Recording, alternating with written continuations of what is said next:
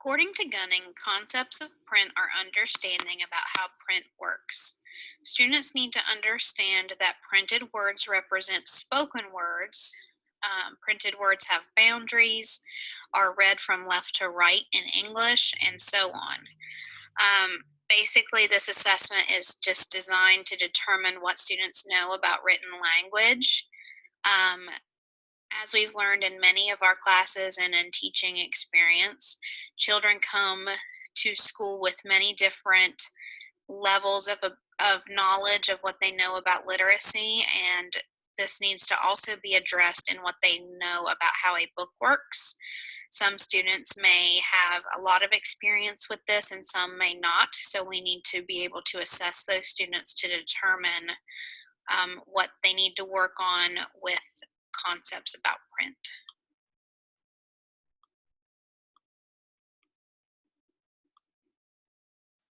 On page 101 in Clay's book, it states that the concepts that children need to learn about print include directional movement, one-to-one matching of spoken words to printed words, and book conventions, and that skillful teaching is required to focus the student's attention on the details of print while ensuring that the message of the text and the enjoyment of the story are not lost. I know that while I teach fourth grade right now, and most people wouldn't think that we need to focus on concepts about print anymore, we still do because a lot of my students don't know some of the basic parts of a book.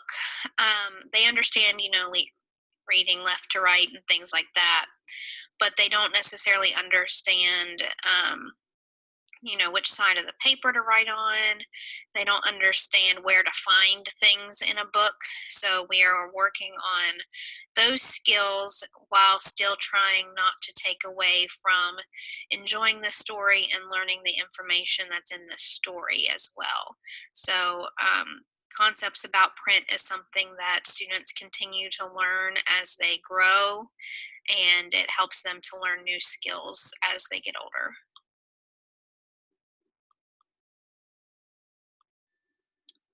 Some good resources for assessing whether or not your students understand concepts about print are the Marie Clay books, Stones and Sand.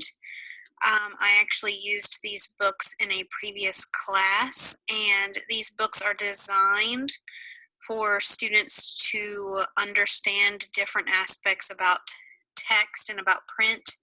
There are actually some mistakes in these books that students need to try to understand what's wrong with them, such as some of the pages are upside down, and things like that. Some of the pages are out of order, and there are some tests that you can use to go along with these.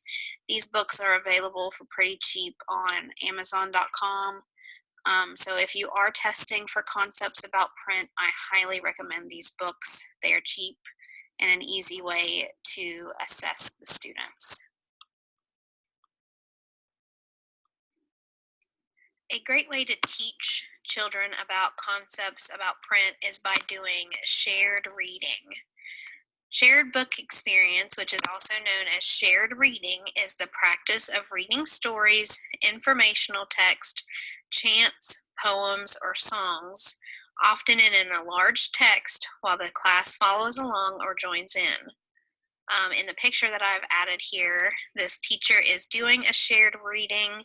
She has a large book to where the students can see what the words are saying as well as the illustrations, and the boy appears to be reading along and pointing into the book with her. So this is a good example of shared reading.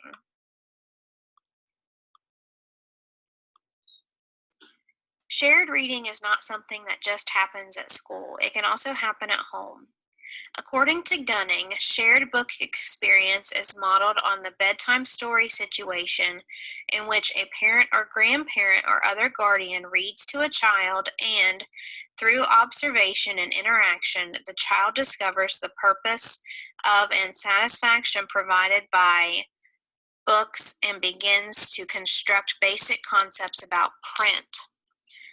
That's why a lot of teachers encourage reading at home to their children so often, starting very young, because kids will start learning about books and how they work by doing bedtime stories with an adult at home who models reading and shows students how important reading is and how fun it can be.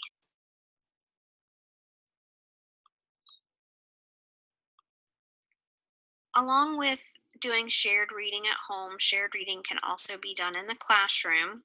According to Gunning, in an interactive reading, students become involved in the reading process by responding to the teacher reader prompts and probes. The teacher reader might also model making predictions or drawing inferences. Shared reading is something that I do a lot with my students. Um, I teach fourth grade, so big books aren't something that we really have readily available. But when I do a shared reading, I always make sure that the students can see the text that I am reading. So whether that be through their textbook they have in front of them, or I will print something off for them so that they can keep their eyes on what we are reading as I model it. Typically, I will do a teacher read aloud first, to where I do all the reading and the students follow along. That way I can model fluency and ask them some probing questions. Um, During the teacher read aloud, my first goal is just for them to understand the story, listen to the words, hear new words that they haven't used before, and get a little bit of background knowledge on the story. Um, After I do a teacher read aloud, then we will do a shared reading. Typically, that is done by whisper reading. The students will whisper read along with me. I make sure to read nice and loud so that they can hear me read and they can read along with me. As the students are whisper reading, I'm able to walk around the room and assess their reading in a very informal way. I can hear if they're struggling with certain words, and this just all around is something my students enjoy doing. I enjoy modeling the reading and being able to ask them questions and help them make predictions. And shared reading just opens up a lot of opportunities for discussion in my classroom. So it's something I highly recommend and something that I will continue to do in the future. Assessment is something that is very important in all aspects of education. However, in emergent literacy, formal assessments aren't as important as informal assessments. According to Gunning, emergent literacy measures need not to be purchased. Teachers can put together a measure that is geared toward their own concept of literacy and that meshes with their literacy program. Although it can be a paper and pencil test to allow for group administration, an informal type of one-to-one assessment often works better. So, in emergent literacy, you can give students a paper to pencil test, but you're not going to necessarily get as much usable data from that. The best way to do it is through informal types of assessment where you really observe your student and listen to them and make smaller observations.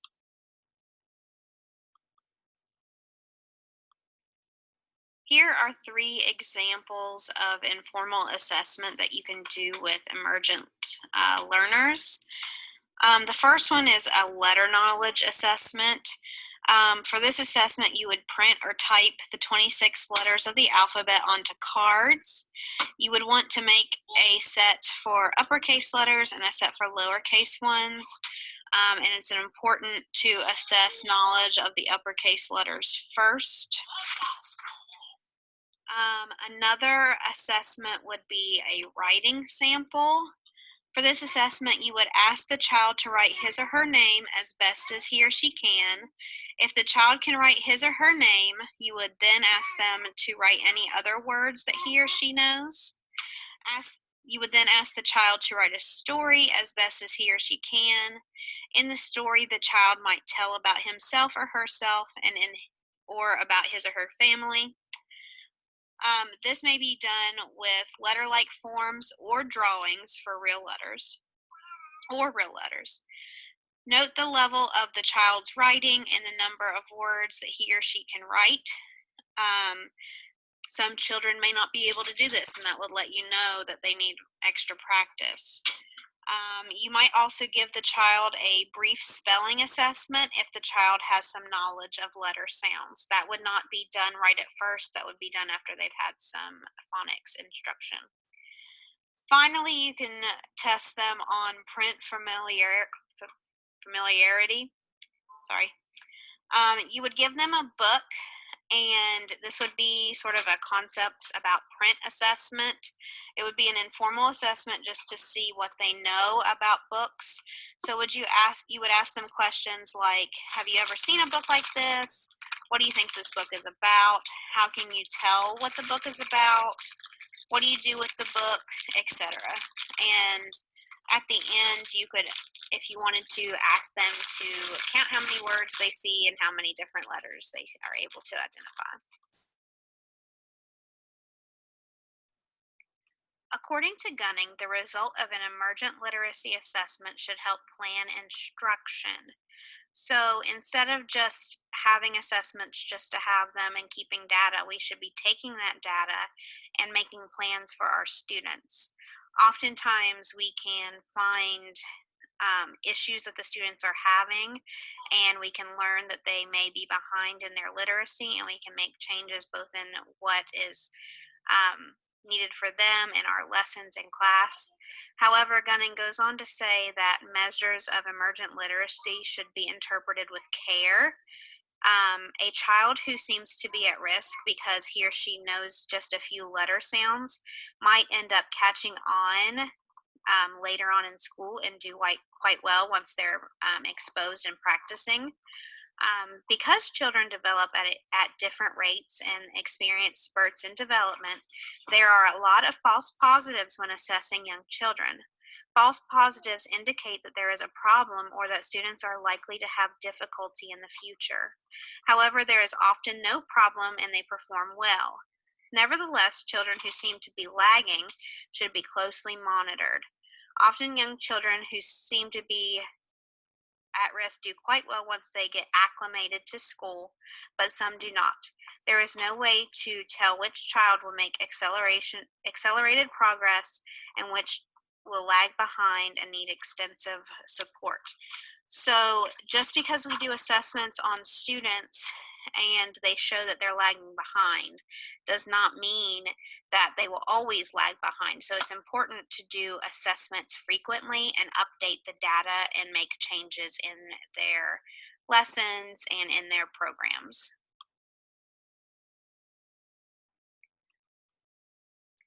In my classroom, I do both formal and informal assessments. My formal assessments are done quite a bit less frequently than my informal assessments. At my school, we have to do weekly pre and post testing for our reading story, and these are heavily documented and used for data in our school. We do benchmark testing 3 times a year, and that is recorded for our school.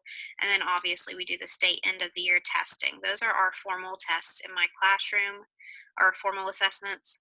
However, I do informal assessments almost on a daily basis. I would probably say on a daily basis. They are observation based. Very rarely are they pencil and paper. As mentioned before, I have my students whisper read for me. While they do this, I walk around the room and listen to specific students read. I often take notes on my students and keep that data for future reference. I currently work in a pod, and my pod has a Title I teacher. I take this data from the whisper reading and share it with her so she can use it to help plan her future intervention lessons. Another informal assessment I do is running records. This allows me to keep track of which skills I need to focus focus on in my class. I believe I get more useful information out of my informal assessments than I do my end of the week formal assessments. And I use the information from my informal assessments to plan my future lessons and to decide which students need specific scaffolds.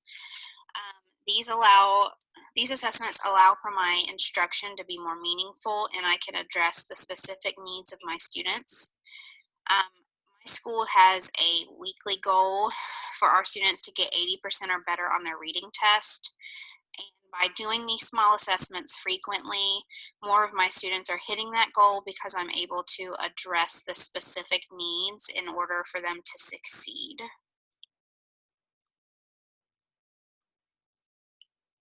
Clay states that being sensitive observers is not enough for supporting learning. Teachers will have to observe closely, holding their own prior assumptions in limbo, and find out where individual children are before embarking on new learning. It is my goal for my students to be able to read successfully throughout their life and to retain the skills that I teach them while they are my students for a short period of time. The different concepts that were taught in these chapters have helped me grow as a teacher so that I can be more prepared to help my students reach their goals. I'm looking forward to continuing to grow with my students, to keep my own prior assumptions behind, and to embark on new learning along with my students. Clay